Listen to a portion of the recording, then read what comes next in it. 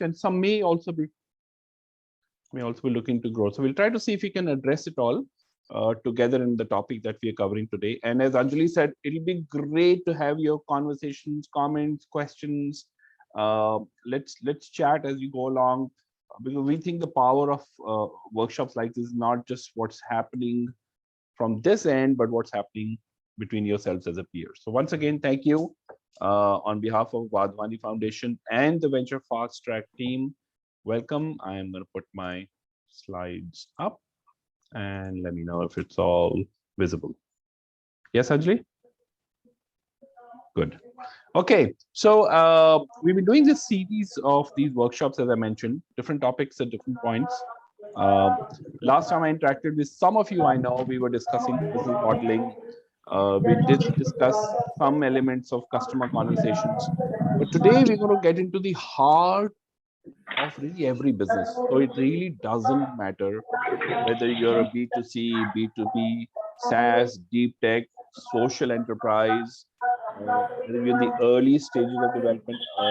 Raghavendra, if you don't mind, could you mute please? There's some background sound. Raghavendra? Thank you.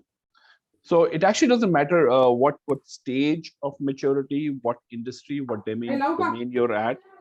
Having a good relationship or relationships with your customers is paramount, which is why while broadly the topic is about conversation, and that's the and more in the slide, this really is about customer empathy and customer relationships, and we're going to get into that very soon.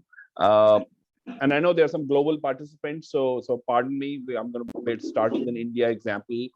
It's been in the news, and especially those from outside India, you may not know. A couple of days back ago, we celebrated our first startup day. So every year we're going to start doing that now. But that's a great celebration of the spirit of entrepreneurship, celebrating, of course, the entrepreneurs themselves, as we continue to build very strong ecosystem of innovation and social change. And by all measures, it's growing. It's the third largest ecosystem. We have unicorns literally by the week coming up. And those of us who've been tracking how they're doing, we had Nykaa, which did rather well after their IPO. Zomato did reasonably well. Paytm, I'm not so sure. But a lot of these unicorns are getting built, and some of those at least are taking their path forward into the stock market. So great news all in all, right? The social, cultural environment for startups is very, very positive.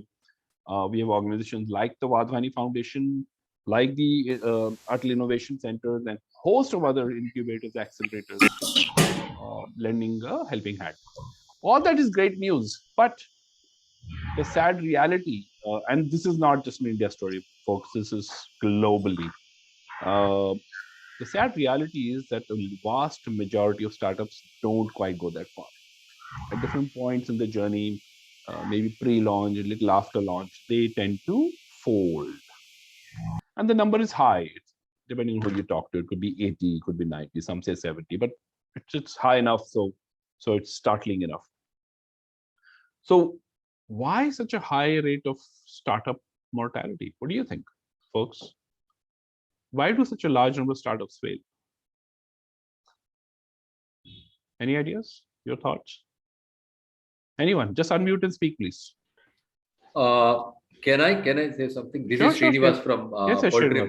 Yeah. Yes, go ahead, Srinivas. See, as per my understanding, I'm very immature maybe the answer to answer this question. But as far as I have seen, because it will be I'm a technical person, solution architect. I didn't know ABCD of this finance or the other areas, management side, everything. So I kept on learning, and I came to certain stage. Don't know where I am now, but these are the other gray areas really impact. And of course, the team, if we have a right team, specific to each different areas which contribute to the startup, then it will be fine. Then if there is any gap and a learning curve, if it's not proper, then it will fail. Of course, the idea Of course, the very basic thing is the idea should be reflect in such a way that customers should be willing to pay money for that. That's the ultimate thing. Okay. Thank you, Srinivas. Good points. Let's hear some more. Good morning. The product market fit, I suppose. There, you're not really building what the end customer exactly wants. You're not really understanding what they want. Okay. Good point again. Thank you. Not understanding how to run a business, because primarily startups come from, like, I'm primarily a technician, so I'm in the technical industry where I'm normally a CTO or something, but I don't know how to run a business, if you understand what I'm saying. Yeah. Now I'm a startup and I don't understand everything else of running a business that goes with it. So that generally fails because, yes, I'm a qualified technician, but I'm not a qualified entrepreneur. Right. Good point again. And connected to what Srinivas was saying as well, that if you come from technology background, there's so much more you have to learn about the business. And sometimes your co-founders do bring their skill, but sometimes they don't. Thank you. Any other thoughts? I think one of the reasons is because sometimes there's no market need. We have built something that the customer doesn't want. It's not solving a big enough problem for them. That's one of the reasons, I think. Okay. Okay, great. Saurabh, good point. Okay. If you have that, I have a question, in fact, Ajay, if it is okay. Sure, Srinivas. So, yeah, I understand that 90% failures are there, but how do you rate a company's success, a startup is success? Okay, great question. If you allow me to park it, we actually going to hit it as part of our presentation in the last 15 minutes. We're gonna actually talk about building blocks of success, but we're gonna bring it together towards the end, Srinivas.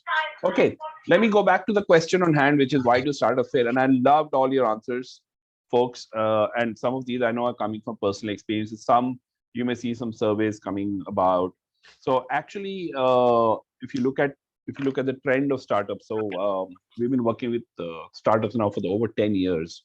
While some of the surveys will support this, some of this is also anecdotal based on our experience. And everything that you said is right here. Perhaps a couple didn't quite make it, but let me just quickly walk you through. The number one reason is that we are so enamored with our solution, product, technology. We are actually kind of disconnected from the market need. We really don't know who will buy, why they will buy, and what value will they see. So I have an idea for a great mouse, right here. I'm just taking an example. And I start working on it, building it, and I think, the moment it's done, the whole floodgates going to open. Everybody's going to run to buy the new mouse. So I don't know.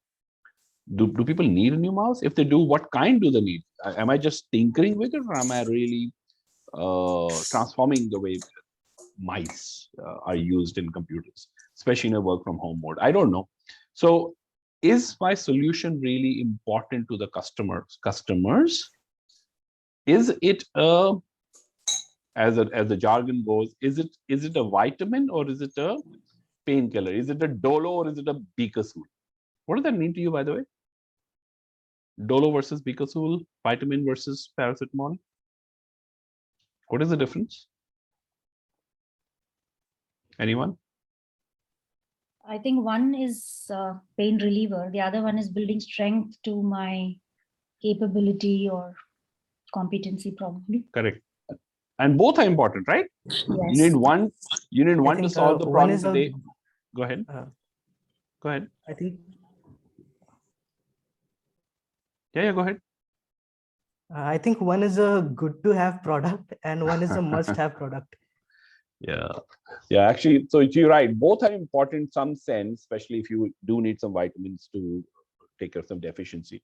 But in general, what we are saying is, unless we understand the customer's pain, right, problem, issues, and offer them a solution that addresses them. If you say, okay, it's nice, as sort of I'm borrowing your word, it's nice to have it. If not today, tomorrow it will help you.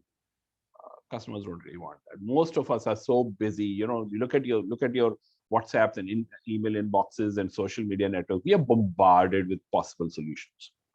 So we really want somebody to address what our needs are. So really, no market needs always. If not number one, number two. And speaking of number two, as I think we already had a couple of participants talk about, having a team that's not balanced or not compatible. So they're both sides to it. Is it too technical when not in a business focus? Is it too business focus and you're just outsourcing technology to somebody else and huge risk? Are the interpersonal dynamics good? Are founders getting along with each other? Are they okay with one having 49, the other having 51%? Do they know? Really, we think when founders come together, it's magic that happens. It does, but not always. Sometimes because you're good friends, you form a founding team, but unfortunately, good friends don't always make good co-founders. The relationships we've seen, by the way, I didn't quite give my background. So quick background: I'm a technologist and entrepreneur. I am over the last 10 years or so. I'm now an angel investor and a mentor. So I've worked with many startups. The story I want to share is usually sometimes I've seen there's a relationship between founders changes pre-funding and post-funding. Pre-funding things sometimes are okay. When there's money in the bank, there are other issues that come up. So got to keep an eye on it. Please don't ignore this soft side of building a startup. Cash burn is also interesting. Again, if you don't have enough money, how are you going to pay the salary in the end of the month? How are you going to take, develop your product and market over the next 3 months? The reverse is also true. Sometimes you have too much money and you just burn on low priority items. Marketing is connected to the top one, and of course, if your product doesn't quite address the customer needs and quality issues, scalability issues, performance issues. So folks, lots of things here. If there's one thing I'd like to walk away with, it really is your startup solving a problem for your customers that are worth solving, that are important, critical to your customers? It's a question you must ask, and I'm glad Srinivas kind of asked that question earlier. Are we building something that customers will say, hey, thank you, I've been looking for it. And yeah, of course, I'll pay you $10, $4, $20 for it, or 100,000 rupees. That's the fundamental question. And that really is the core of today's session, is to make sure customers are at the center of all of our thinking, planning, and execution. And a whole host of other things matter as well, right? As you see the list here, but I'm going to focus largely on customers today. So the aspect around businesses in general, entrepreneurs, people say you have to be pitching all the time, you have to be selling all the time. I think the world is changing. World is already changed, I'll be honest. A good founder is always listening. Always listening. Listening to what? Listening to customers, of course. But at the same time, listening to competitors, listening to the larger environment, what's happening with inflation, what's happening with policy changes, what's happening with rules around cryptocurrencies, for example. And of course, listening to the team, the co-founders. So listening skill, usually relegated to a soft skill, will get there, is I think critical, and it has a business bearing. We'll see. Why? Because we're going to talk about 3 things today. First one is, of course, primary. We'll talk a lot about that. We will talk about the other two as well. And if you notice, all of these are about conversation, but largely these are about relationships. How do you really get customers on board as your loyal fans? How do you get that 5-star team running for you? And when you do approach investors, they say, yeah, this is a good team. I understand them, they understand me. Let's do something together. So we're going to talk about that a little bit today. Now, Srinivas, coming to partially answering your question. What actually is the recipe for a good startup? And I'll submit to you, while there are 28,000 things that have to come together, there are 4 fundamental things out there, and the hint is on the screen. You want to guess what those 4 are? And the sweet spot is when all of them kind of click together. Which are those 4 things that you see? Desirability, compatibility. Chanel, you're just reading. You have to interpret. Chanel, so what does it mean? What does desirability mean? No, I was just reading out for myself. Yeah. So go ahead, Chanel. You can interpret these as you read. So I assume that desirability is about how much people want that particular kind of product. Excellent. Excellent. when we talk about feasibility, it means how much we as a team or individual are able to pursue that. Okay, close. I'll take that for now. Let's go to the next one. Viability means sustainability. Little more, Shanil. Sustainability in terms of? Sustainability in terms of revenue and the market, which is the market forces, which are reasons. So, for example, internet per se in the new age technology businesses. If there is no internet, the however good product it would be, it won't be viable. Like for example, Ghana.com in 2012. Correct. So, okay, close. You kind of touching two circles, but that's okay. I'll take it for now, Shanil. And the last one? Compatibility, I need to think about it. But good attempt, Shanil. Thank you. Thank you. Anybody else? 4 pillars of success. Of course, like I said, there's a lot in the detail. We will get to the details. But let me, Neha, you want to take a stab at this? Neha? Feasibility would be feasibility of the business and the product, for feasibility for the success. Okay. Okay. Almost there. Little bit more. Okay. Let me walk everyone through this. So you kind of there. So we actually start the entire journey on the biggest or the most important pillar is, of course, the core of our session today. How desirable is your solution to the customer? Flip it around. Which are those customer problems that we are trying to solve that are hopefully not nice to have, but must have? How good, reliable, solid is the solution we are building in terms of product, technology, domain, all that you want to put in R&D. If you're biotech, what kind of approval do you have? Is the solution feasible? We can think of the best possible solution, right? But is it even feasible within limits of time and money and all of that? Viability, kind of there. How do you become economically sustainable? So what that means is, how are you able to stand on your own 2 feet while you can raise funds, but how long are you going to rely on investor money?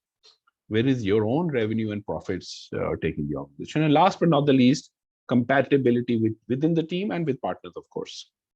So 4 very, very broad pillars that make things happen. We will touch upon all of those in great detail as we go along. So we talked about building relationships with customers, right? Well, let me ask you a more fundamental question. When in the journey of a startup, let's say from pre-idea kind of stage onwards, when do you start talking to customers? When should you start talking to customers? Ideation. Ideation state. Ideation, Supriya says. And why at ideation stage? Is to get your idea, the validation for your idea, if the need is there or not. Okay, good to point. understand the problems as well. What exact problem is it? There you go, Anuradha. Thank you. So the myth that we are busting is here is that customer conversation, people say, no, it's really marketing. Is not marketing. Is understanding your key stakeholder and start as early as possible. Yet, the many founders are reluctant to have these conversations. Why do you think that happens? Many founders say, okay, but give me space. You want a solution, you want a blockchain application, you want a web app, you want a robot. I'll just sit and do it. I know what to do. But ask them, hey, do you want to ping 10 customers and talk to them? And most founders, most I'm saying, especially the tech savvy ones, are reluctant. Why?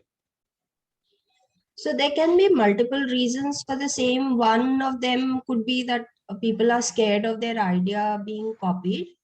Second, maybe they have the fear of rejection, that people will start judging and they'll, say bad things or maybe. So yeah, these maybe 2 things that come to my mind right now. Great point, Leela. Excellent point, actually. Some more? I think people hesitate talking to the customers. I think that remains. But why? Where is the hesitation coming from? What is the root cause of the hesitation? Yeah, introverts. Some people saying people are introverts, so they are reluctant to talk. Okay. So I think it is not possible to accept that somebody is commenting on your passion. You know, there's selective bias, I call. Good point, Sujata. That makes me not hear from a customer. Good point. Good point. And as Ajay, I think being an introvert, of course, I saw. Yeah, some people being introvert is the reason. Yeah. I think Possibly. Srinivas? because yeah, sorry, could you come again the question exact? As critical as it is for a startup to engage with their customers as early on in the journey, many founders are reluctant to do so. Because the reason we hear that they're shy, because they want to reveal their idea. Why else would you not want to start talking to customers even before you have even a prototype built? Because sometimes we feel that we do not have time right now, and we are so busy focusing on our core activities that we don't even pay attention to that side. And core meaning, Anuradha? What is core? In the sense, suppose if we are working on some product, or suppose we are working on some service, we are busy in developing an application, we are busy developing the product, Correct. the thing. Correct. Excellent point. I love these responses. Let me run you through. So yeah, I'm busy, but working with tech is a lot more interesting and engaging for me than going on and talking to real people. Can I add Sure, Srinivas. Based on the challenges that I faced, in fact, I have a hearing issue as well. To be like, I hear low, and finally, because of the pandemic situation, my co-founder also backed off because of the panic, all that. I had to take a forward step in all the areas, not only the technical side, but on the sales side, on the investment side, everything. See, and apart from that, hearing issue was there. But like whatever the meditation I practice, based on that, I feel that accept the situation, challenges, and keep it there rather than feeling inferior or anything. Just accept the situation and work on that gap. That gives the solution. The ultimate thing, that is how it helped me. Correct. Thank you, Srinivas. That is the ultimate solution that I felt. I wanted to share with everyone. Yeah. Thank you, Srinivas, for that personal story. And you're right. Actually, this applies to any facet, right? As long as we it are works able for to apply everything, every challenge. Whether personal, professional, startup, if we are able to apply ourselves diligently, solutions do emerge. One more reason or challenges could be perceived notion. Many times we feel that what we think is a real problem is a real problem. And again, that bias, no? We're listening. We're hearing but not listening. We're listening but not acting. Yeah, listening is important. Taking the feedback from any juniors or seniors will really help. Correct. And people say, no, my customers are hard to reach. Arey Baba, if your customers are hard to reach now, you have to eventually sell to them. No, might well overcome that obstacle now. They will always be hard to reach if you don't figure it out now. And often people say, I'll either ask somebody else to do it, or I'll create a Google form and send it to them, which is okay. I think if you're surveying about 20% of your customers for Google forms, it's fine. But you got to have more direct conversation. If not in person, at least more direct Zoom conversation. You got to have. And as somebody said, busy developing. It's not clear. Why am I doing it? I mean, I'm going to hire a marketing guy after 6 months. No, that'll be his job. Really, we hear this. I've actually seen this in investor pitches that startups have made to me, where there's a reasonable product and we'll say, okay, what is your go-to-M? How are you going to sell it? Oh, yeah, we're getting a co-founder, we're hiring somebody. Marketing will get figured out. Sorry. If you haven't, you don't have to figure out marketing, but if you haven't started looking at customer and market competition while you're developing the product, the journey not happening in parallel, it's a huge risk as an investor, I'll share.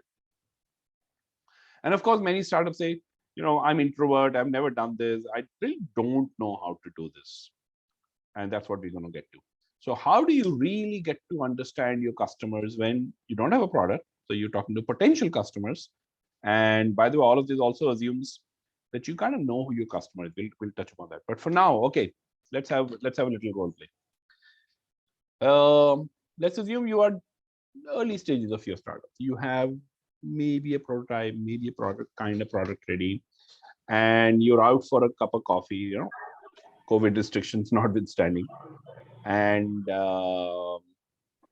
you meet somebody, and she, basis what you, whatever research you've done, she's a potential customer for your startup. You know that it fits some demographic details or some other requirements she meets, and you join her for a cup of coffee, and you can basically talk to her about anything. You can have any kind of conversation. She's very open, forthcoming. You see how relaxed she is.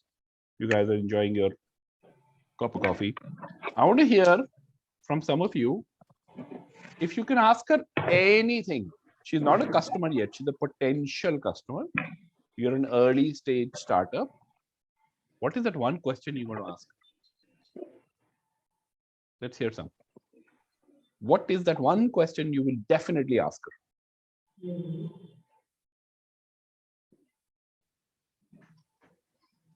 Anyone? What sort of problem? Come on, this is a she golden currently- opportunity. You without trying, you bumped into a potential customer. Ask her anything. What type of problem she's currently facing in Okay. like whatever the domain we are in, Okay. based on the Okay. domain. Okay. Thank you. What kind of a product or service they are looking for to best fit their problem Okay. and find out the best solution. Okay. So, in the problem that she's facing, is she currently going about solving it in some manner? And with the existing manner in which she's solving it, what is it that she dislikes most? Okay. Interesting. How much she is willing to pay for that comfort or convenience, and apart from the other questions which is already asked. Okay. And I agree with that. Kind of products they are using currently, and how they are sustainability, or can say how they are solving their issue. Okay. Oh, so why they are facing the problem? Okay. So I would like to understand the feeling, like how they are feeling when there is this problem, whatever problem they have. Get into the feeling. How Okay. it feels. Yeah, basically it all comes, what is the problem they are facing and how can we help in, it could be financial problem as well, like maybe they are facing a lot of losses. So, and this product can fit in so that they can be benefited even under the loss situation as well. Like, what the loss can be saved. Okay. Very interesting. Very interesting. By the way, she's a stranger to you. I'm just setting the assumptions right for this role play. She's a stranger. You think she's your customer, but you're just meeting her for the first time. So just as a hint, if there's something else you want to ask. To explore more about the product. So what explore more about the you- product. Okay. Features of interest. I would talk. I would like to know more about her or him first, and if he or she is facing that problem, try to understand that. Okay. Okay, fair enough. I'm just quickly jotting down your responses. Yeah, we'll have a discussion on this. How our product is unique from other products available in the market. Is it okay? How is it unique? What will you pay? Okay. Okay. I think I've got your responses, and I'll give you the results of this quick poll that we did. But let me walk you through what we're trying to do here. Again, there are many nuances. We're trying to, of course, summarize it. When you're talking to customers, right? Could be potential in this case, or could be existing ones as well. You know, our primary outlook has to be empathy, which really means how do I really understand who she is? So our first attempt is, who is she? It's like a friend, right? What's going on in your life? Again, you're assuming a friend will obviously open up a lot more than a customer, but you got to build that rapport. If you're talking professional issues, right? What are the challenges she's facing in her life, career, company that she's trying to solve a problem with? Or she's had issues around working from home and technology, or online classes for her children, whatever. Who is she? Where does she live? Alone, with a family, kids, no kids? Really, we have to Understand her from a human side. Again, they're just numbers and demographics. As a human, what are her frustrations in life? What has she accomplished? What does she think is she really good at? Think about it. Aren't these normal conversations with a friend you meet for the first time, second time? Who are you? Where are you from? What do you want to do? All of those. Who are you? Ms. Customer, who are you really? And again, it won't happen in one mechanical conversation. You have to do it repeatedly through multiple means. Second, and okay, I'll give you the scores. What are your needs in this area? Let's say there is this mouse. I'm taking that as an example. Why does she think she needs a new mouse? Why is she out in the market to even buy one? Or will she buy at all? She says, no, I'm quite happy. Oh, no, I'm facing these issues. So much work from home, table, height, my figures are not correct, whatever, are hurting, etc., etc. So why would she buy at all? And if she thinks there is a reason to look for an alternate mouse, and she's done her homework, why should you come? Why should she buy from you? What's so special about your solution? I don't know, quality, price, whatever. Why should she buy from you? And especially if it's a product that is a recurring purchase. Once she's bought from you, what will ensure that she comes back to you for the next purchase? Seem like very simple questions, folks, but very fundamental in our understanding of customer. Because with this understanding, we can map her and of course map the competition. And sometimes the way to outdo your competition is to know your customer far better. Your product may not be all that great, but you know your customer so well, you can quickly keep adding things to your product. So broadly speaking, here are the, okay, a lot of you, about 60% of you have gone into product and why your product is better, pricing, etc., which is the yellow question. So about 60% of you went there. About 35% went into why buy at all. What are the needs? Why is it important? How are you feeling? Why are you in the market to look for an alternative at all? Aren't you happy with what you're doing? And maybe 5% got into who is she really? So our extremes didn't do quite well. Who is she really got low score? What about the experience that she will like so that she'll keep coming back to the same thing over and over? Well, some of the weak area, but most of you did rather well in terms of understanding her needs as to why she's looking for an alternative. And of course, if she were to come to you as a customer, what does she expect, right? Quality, price, service, etc.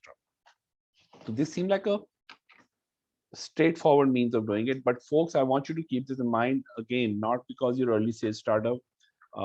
We have huge industry. We have specialists in large organizations. They're called customer relationship managers, right? That's all they do. This is not just marketing. You're not trying to sell per se, but you are trying to understand before you sell. So please keep this in mind. Customer conversation is centered around who they are in life, what do they want, what is their daily life, what are their trials and tribulations, and what are their needs and wants out of the product. We'll share a framework and tool with you. Any questions or comments on this? We'll actually make it easier for you. I'm going to share a tool with you. All right, we'll keep moving. We've discussed this. The conversation starts very early. Okay, here's a tool, folks. I'm going to walk you through it. So when you had many such conversations, it's good to kind of consolidate. You can't have Excel files or notes running around with these chats. You need to be able to create personas of your customers. And again, there are many tools. The tool that's worked for us is called no surprises, know your customers. And you do that by actually doing first-hand conversations with many customers. I'm going to share an example of a fintech startup, which is actually, it shows 100 plus. They actually gone and talked to over 300 odd potential customers. And it's a fintech invest-tech startup that helps people invest in the stock market. They went and talked to these people and said, okay, the key attribute of our target customer, they went to, big tier town cities, they went to tier B city town, they went to villages, urban, rural, they did the whole shebang. Hundreds of people they talked to and said, okay, the market for us, the persona of this customer is, again, no judgment, just what turns out, male, urban, 30s to early 40s with certain income, aspiration for global travel, aspiration to well professionally, active on social media, all of that stuff. They figured out who these people are, where do they live, and what do they do. That's the K, no, from attributes. Since this startup was all about investing in the stock market, they didn't go and say, okay, which stock do you invest in? How do you invest in? Are you Zerodha? Are you happy with Zerodha? They didn't go there at all. The same, they're trying to understand their needs. What are your financial goals and needs? Why do you even want to invest in the market? Some said, oh, fun trading. Others said, no, I actually want to create a kitty. And this is actually true for most of us, right? I want to create a kitty so I can retire at 40, 45. I want to buy a second house. I want to send my kids abroad. I want to go on a global vacation, whatever. I need money for certain life purposes. That's the needs. We didn't talk at all about the fintech. We still haven't talked about the fintech when you go to Theo, which is, so what stops you, right? What are you doing currently to create this kitty? Oh, I invest in bank FDs. I don't know. My obstacle is I don't know stock market. I don't have time. Yeah, there's 1,000 apps, but I don't, and I keep acting on tips people give me, but these tips never work. And I always seem to buy high and sell. So my obstacle is no time and no knowledge to do this. Hence, I just keep parking my money in FD, which is we all know, atrocious low rates. So what do they want? That's the W. What they learn, and this is real conversation. They're not surveys, real conversation with potential customers. They learned this person, urban male, 30, 45, says, I need an app that tells me good stocks and helps me transact it quickly, tracks my portfolio, gives a warning, hey, times are bad, make this adjustment, times are good, make that adjustment. Hey, if you really want to achieve your goal, you actually should invest 50,000 a month and not 20 that you're doing. So really, a technology-based wealth advisor is what I don't want to be talking to too many people on the phone. I want the app to tell, here's my goal. I want to save X for retirement. This is what I'm earning. You figure everything else. You figure out how to make it work for me in the market. So folks, I've shared with you an example. Of course, I'll give this template to you. You must have real conversations with your potential customers to understand their life goals and their expectations. Who are they? Why are they even buying anything? Why should they come to you? And why should they stay with you? Questions, comments on this? Very, very simple, I think, but powerful framework to capture your customer persona through conversations. Ajay sir, Yeah. what exactly the fundamental difference between needs and wants? Great question. I'd love somebody else to respond to this. In general, okay, let me generalize it. In general, human needs and human wants. Anyone? Is anybody from a psychology background here? No? Has anybody heard of Maslow's hierarchy? Anyone? Yes. Yes. Ruma, right? So tell us about Maslow's. What is it about?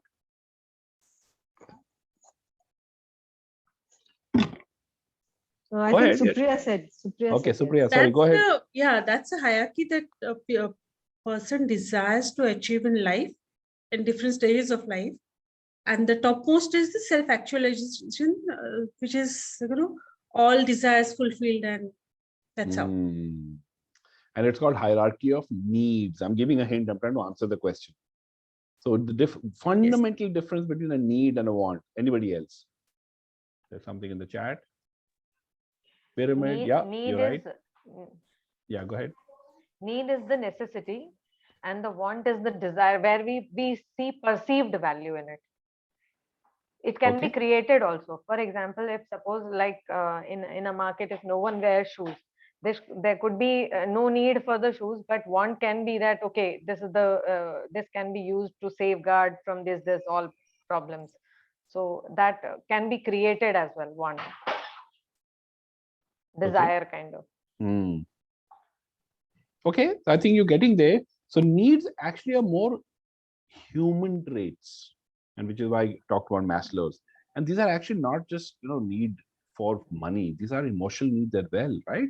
Company, love, empathy, companionship, love, food, shelter, safety, learning, growth. These are very fundamental human needs. Finance is a part of it. So the need is to have money. Want is to spend the money on buying a Merc. I want a Merc. I want a big house. I want to go on, like I said, a cruise. So human needs are the needs. Want a more specific, practical aspiration that you develop on top of. So in this example, the need is to save money. Want is to have an app that makes it easy for me. And the mouse example that I was trying to build, my need is to have my fingers not hurt at the end of the day. The want is a mouse that fits snugly in my arm and not a standard size that's either too small or too big. I'm just making it up. My need is to stay hydrated during the day. My want is a bottle that keeps the temperature constant for 8 hours. I hope I'm addressing the concern. Please, and this requires you to have that conversation with the customer. It's a human conversation to unravel the need. It's very easy, very tempting to start talking about a product, the mouse or the app. Very easy. Please, folks, take the time to step back. Talk to the customer as a human being and try to understand the need. Again, some needs are obvious. Some aren't. Some they will even know about, some they may not know about. You know the famous saying from Henry Ford, right? That if I asked, and this is before the automobile in the 1800s, they said, if I asked what people needed, they would have said faster horses. But nobody would have said, give me an automobile, because it wasn't invented. So you have to be a little smart about it as well. So the classic example of iPhone. We didn't know we had this need till it actually hit the market. But by and large, if you talk to customers and figure out what their fundamental needs are, your solution will be better aligned, and you can address the wants. I think it's much easier to address the wants. Wants are usually, in our parlance, features, pricing, quality, performance. I think that's easy. Making sure it is a cross-in for the customer is a bigger issue.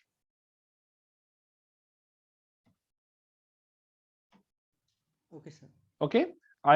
Since we started talking about needs and wants, there's another very interesting conversation around customers I want to share with you, which is, as you talk about building your product or the solution, as you take your startup forward, many founders are deeply interested in building a feature-rich solution.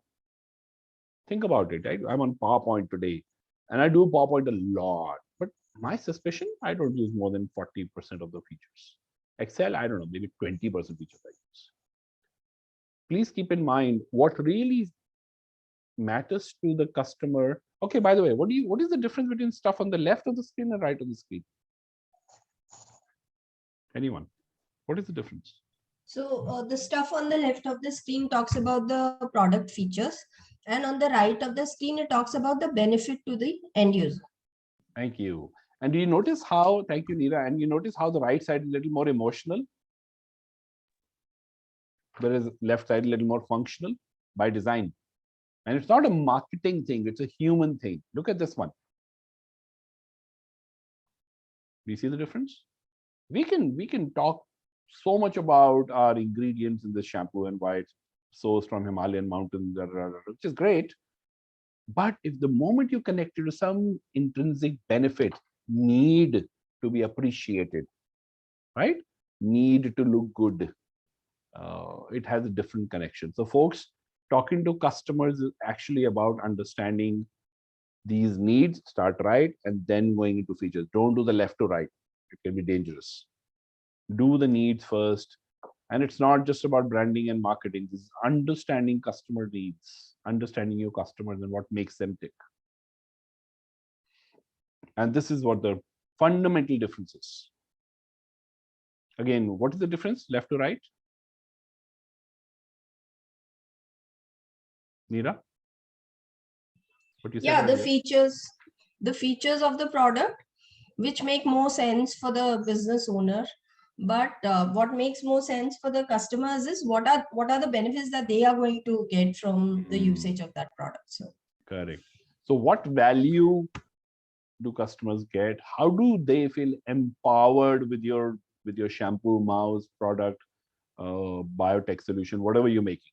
How do they feel the life is better is very, very important. Again, we can guess it to some extent, especially if you've been in the industry, you can experience that pain yourself, but it all comes mostly from direct conversations with real customers. Now, we talked so much about customer conversation. It'll be unfair if I left a couple of other dimensions out. Remember I said at the top, talking to customers, talking to your team, and talking to investors, all connected, has to come together. Let's take an example.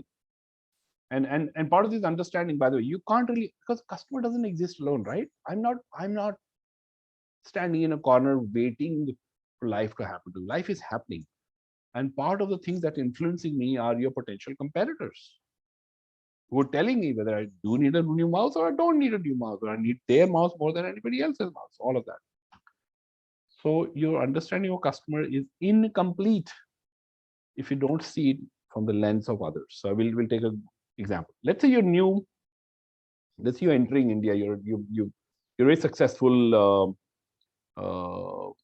Taiwanese cell phone maker, let's say, and you want to enter the Indian market because you heard how huge it is, right? And how others have made so much money doing this. So the question is, as soon as you're planning you entering the market, you say, hey, who am I competing with? And it's very easy to say, yeah, here is a list of top 10 cell phone makers in the country. So let's figure out a strategy to hit them. Or here are the top 4, and let's make sure we beat them. It's very easy to do that, very natural way to do that. But that's not the right way to do it. What is the right way is, you have to first understand who your potential user or customer is and view this analysis of competition from their eyes. In other words, which problem of my customer or user am I trying to solve from this brilliant new cell phone? If you say, listen, I'm trying to solve the problem of people feeling sense of prestige and pride and show off value of my phone. Well, yeah, you're probably going to compete with Apple. If you say, hey, the problem I'm solving for my customer is how do I get them a really super powerful high resolution camera that's such that they don't need to own a DSLR ever in their lives. I don't know. Maybe you're still competing with Apple or the Samsung or some other brand. If you say the problem I'm solving for my customers, these days we're doing so many meetings, some people take notes on paper, but most others just want to quickly jot down. So, I want to be able to give them an option to quickly take notes on the screens and do graphics and art and all. Guess what? Your competition is not with other cell phone makers. You're competing with tablet makers. It's a different genre. It's a different product. It's a different price band. So folks, who you compete with, again, if you know your customer, know their needs, position your solution accordingly, seeing from their eyes, you have to define who your competition is, and then figure out how you, of course, are better than the competition. As an investor, I see, I don't know, dozen odd pitches a week. I'll tell you the question that probably bothers me the most. In many of these presentations, when people come in and say, we actually have no competition.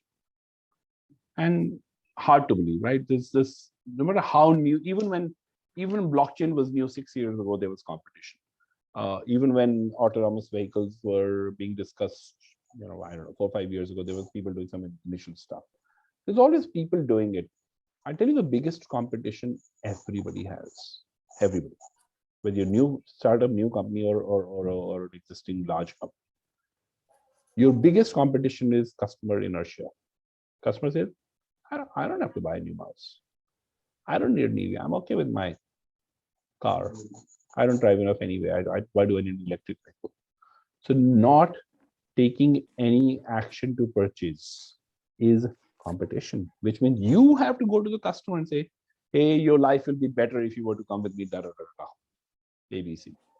So please, folks, competition mapping, the larger point I'm making, please don't map competition from product perspective. Map competition from a use case, user perspective. Very, very, very good. Okay, time for you to unmute. And here, I've been talking for too long. I'm going to take a break.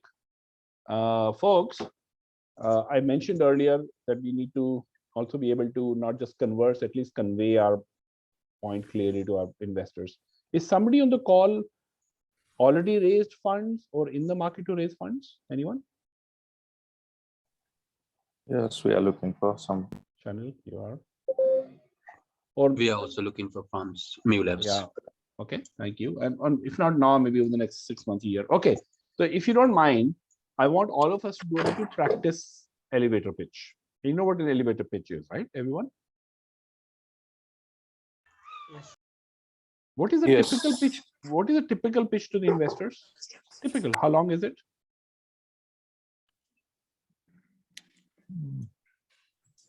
30 seconds. 3 minutes is the elevator pitch. 3 to 5 minutes. Actually, these days regular pitches are about 5 to 10. Elevator pitch, actually, I think I heard something like 30 seconds. So I know Shark Tank, there's a lot of other things happening. We can have a separate conversation. But elevator pitch is what if you are on the 4th floor of an elevator, you get in and you see your favorite investor in the lift, and it's just the two of you, and you have just that ride, 4th floor to ground floor, to impress her with your startup, right? That's 30 seconds, right? 45, I don't know. Hopefully nobody else stops the lift on the way. So what are you going to say? So here's a quick template I'm going to share with you. I'd love to have 1 or 2 volunteers, please. Just follow the flow. Whoever said they're out in the market to raise funds, you want to try? Anyone? Come on, we'll hear, we'll give you feedback. This is also conversation, right? Yeah, sure. Okay. I'll just follow the flow. Just start at the top, okay. Start with your customer segment and go down. All right. For retail medical pharmacies who wants to manage the business efficiently, but struggle with lack of technology tools and capabilities, our product list app offers them to manage customer book and order book, purchase book, better than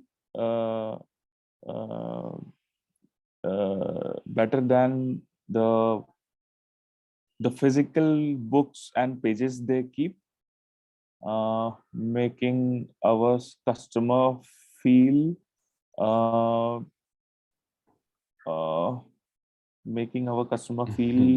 fast, confident, fast, productive. Yeah, productive. Excellent. Shani, you did a great job.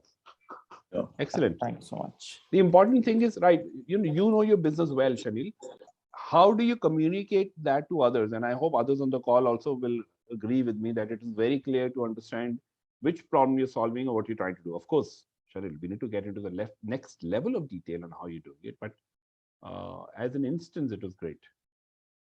Anyone else wants to take a stab? Yeah, Rahul here from SenseCase. So our solution is for manufacturing industries and automobile companies. And we want to achieve, basically, we want to basically automate everything that they are doing manually, like tracking vehicles or monitoring any critical areas. The problem that we are solving here is reducing storage losses, reducing tracking time, and increasing the productivity of employees. Our product are designed, developed, manufactured in-house in India, and and apart from that, we have 4 patents as well. And the benefit the customer that they'll be getting is a real-time dashboard, indigenously developed product, plus the customization as required by them, and better than any other solution available in the market, since our competitors are based out of US or other countries, and making our customer feel. So basically, the solution sort of improves the productivity of overall automobile or manufacturing company, and also reduce the asset tracking time or storage losses. So overall, I would say it's sort of increasing the productivity and efficiency of the plant. Okay. Thank you, Rahul. Quite clear. I'm still little confused on two aspects if you want to just throw some light. So yeah, your target segment is automobile manufacturers? Yes, automobile companies and manufacturing industries. People who supply ancillary to them are included in this? Yes. So both the automobile integrator and all of their suppliers are Right. your customer segment. And Yes. what are the problems that these guys are facing? So we are tracking all the high value equipment or asset in a real time with our end-to-end IoT solution. What is the problem they're facing? Problem is like they have high value asset, maybe it can be dye or a mold that they are using it, say once a month or say once in 6 months during the audit time, and they don't know whether the dye is lying with them or it is with the vendor. So such dyes we are tracking in a real time and giving them the report where it was last used. I see. And apart from that, we are also tracking the wheelchairs in hospitals, give the shortest possible path to the nurse, so that they can go and pick it up rather than searching for it through the dashboard. So our solution includes hardware, which is indigenously developed, plus the dashboard. So it's an end-to-end IoT solution. Correct. And of course, your hospital medical industry will be a different segment. But Right. My understanding, Rahul, and others can comment as well, the problem you're trying to solve is that these organizations or institutions or companies don't know where their high value assets are. Right. At any given point in time, and how to optimize their usage. Is that correct? Yes, that is just one example. The second example is like we are working with Maruti Suzuki for the service stations, where we are tracking vehicles in real time. So once the car comes inside the service station, we tag it with our Bluetooth tag, and we tell them in real time like where the vehicle is and compare that with standard time, so that to find out bottleneck, and also the person working on that vehicle. So if he's taking more time, then his efficiency, sort of end of the day zone-wise accuracy, plus the overall efficiency of the service stations. So that's another example. So it's kind of for there's a vertical where this solution can be used for, like I said, automobile or the ancillaries or manufacturing unit, supply chain, etc. Correct. Thank you, Rahul. But tell me yourself, how long did it take you to explain? It took me more than 1 minute, I guess.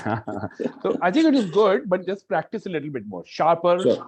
Just follow the flow, do it yourself, do it to a few friends Sure. and partners. I think the sharper you are, the more will be your confidence. And of course, you may get to an opportunity from an elevator pitch, but even if you're doing a regular pitch of whatever, 10 minutes, this clarity will emerge in that session too. Sure. We'll practice that. So just to answer to your last question, yes, we have raised a couple of rounds earlier, $500,000 from Karnataka government and $250,000 USD from Kiritsu Forum, and we are looking forward to raise 2 million now. And are these seed funds that you raised so far? Yeah, these are going to be seed funds. So you're going to raise seed, or you're raising pre-A? So this 2 million would be pre-series A, and the previous two investment were seed fund. Right. Thank you, Rahul. All the best. Thank you. Yeah. Okay, I know the clock ticketh away. I'm just going to leave it at that. I'm going to share the slide with you, how we need to build a balanced team across different dimensions. And don't forget the last point here. Again, you don't need 4 people. It could be 2 people playing these roles, but you do need somebody who keeps the organization together, the human glue, as we call it. Now, folks, as you embark on this journey of building your startup or scaling your startup, planning to raise funds, or as Rahul said, actually raising funds, startups often come to us and say, hey, I want to know where I am. I mean, how am I doing? I think, Srinivas, I'm coming to the question that you asked at the top. What are those 4, 5, 6, 10 things that I'm doing well? What are the 5 things I need to focus? Can somebody tell me? And of course, you can do a lot of reflection. You can talk to mentors. But I'm going to quickly share with you a free tool we have built for the community basis. All of our learning, the working with thousands of startups. It's called SOAR, and you can go to this site and use the tool, free for all. What you will get, it take 10-15 minutes of questions it will ask you. What you will get really is how you're doing, like I said, like your own GPS. It'll tell you how close you are to launching successfully, or if you're growing, how good you are at scaling up. How close are you to raising money? It'll tell you some parameters that you're good at, perhaps some parameters you're not. It'll tell you, is your team okay? Is your product balance? Are you okay doing okay in terms of cash flows? And interestingly, at the bottom in the middle, you notice it'll tell you how you're doing with others in your industry. But perhaps the biggest value add is stuff on the right, which is basis what input you give. It'll also tell you, few things that you're doing well, but lot more things that you need to improve going forward, those recommendations. So I urge you to give it a shot. Link, I'm going to give the link again. Like I said, free tool for anyone. All startups around the world are using it as we speak. Let me see if, oops, my screen is frozen. Interesting. Soarhigh.in is the link. Somebody's asked. Oh, it's at the bottom. If you can see the screen bottom left, you'll see the link right there. And that's where we are. So that is the link. Folks, I know we've run out of time, but yeah, that's the link again. Happy to take questions, comments from anyone.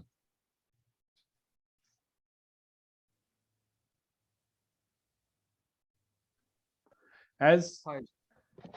Yeah. Hi, good morning. I have a question regarding, when to raise investment.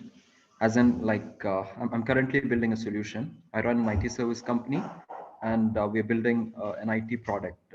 We're trying to get out of this, IT service that we are providing now. So, of course, I mean, we have an idea in place. We have the prototypes ready, prototypes as in the Figmas ready. So we are estimating, an amount for development. So what would you suggest, going and reaching out to an investor, or maybe raising it from maybe, friends and family? If it's friends and family, the risk part is most of the friends and family, they don't, really understand the IT. At least my family, they don't understand how IT business works, right? So it's a little difficult to kind of raise money from there. So do you have any suggestions of how to go about it? Okay, Amar, right? Yeah. Okay, good question. I mean, of course, I'd love to understand your business a little bit better, but let me give you broad answers at that. You're right. Actually, if you go to friends and family, chances are you will get the money, but not because they necessarily, as you said, understand the product or technology of business, but because they know you, love you, to be honest. They're putting money on you. And that's okay sometimes, but that's okay. They don't need to understand. If you really get into professional fundraise at this stage, Amar, and from what you told me, you are in prototype plus stage. You're obviously product is not fully developed. You're obviously not in the market. Is that correct? Yes. We're just in the prototype stage. There's the Figmas already. Okay. So at that stage, you also have to be clear on the kind of funds that you can attract from the ecosystem. So you're not ready for typical venture capitalists for sure. Only a small fraction of angel investors who will come at an early stage of product development may be interested in you, but a lot of people who do seed fund and grants. So are you attached to an incubator, Amar? No, I'm not. So my recommendation, maybe after the call, talk to the VFT team, Anjali and others who are on the call. They will see if they can connect you to an incubator, because incubators now have access to their own grant money. Plus, Government of India has just launched a new scheme where incubators can give you money for product development, exactly the stuff that you're trying to do now. And it's much easier than going to the market and talking to 42 investors and I don't know how many say yes or no. So at this stage, you're looking for seed funds, I think more appropriately, and grants that are for product development and product validation, and not necessarily for building market traction. That see, you have to be clear of your objectives, because what you need the money for will decide which investors you go to. If you're going to start bombarding all venture capitalists at this stage, I'm sorry, you will have faced a lot of rejection and just too much energy wasted doing not the right thing. So please talk to our team. They will guide you. They'll maybe perhaps, depending on what you're doing, they'll put you in touch with a few incubators who are working in your space and who can then help you source some of the grants and funding. Sure. Thank you. Okay, thank you. Okay. Any other question, comment? Anjali, over to you. Okay, so as Anjali comes in, so I just want to thank you. It's a quick session, but loved your questions, loved the interaction. Feel free to reach out. We are here to support you, and of course, want to wish you the best, Anjali. Hi. Sorry, I have one query. Hello. Yeah, Shannon. Yeah, do you want to take that, Ajay? I want to read or understand more about the Know framework you have shared. KNOW, Know Your Customer framework. So is there any like website or reading material or something of that sort available somewhere which we can, go and reflect more on? Sure. So good question, Shanil. Anjali, we have everyone's email IDs, right? Yeah, we do. So maybe after this call, I'll share with you links where you can find all these documents in template, Shanil, plus some more, so you can see whichever makes sense to you. Sure, happy to share. Great, that would be really Thank you. Thanks so much, Ajay. I think it was a great session with a lot of learning. At least personally, I thought there were a lot of insights. So hopefully all of you guys enjoyed it too. So we can close the session for the day. Thanks again, Ajay. Thank you. Pleasure. All the best. Bye, Ajay. Peace. Thank you, guys. Bye-bye. Thank you, Sai. Thank you very much.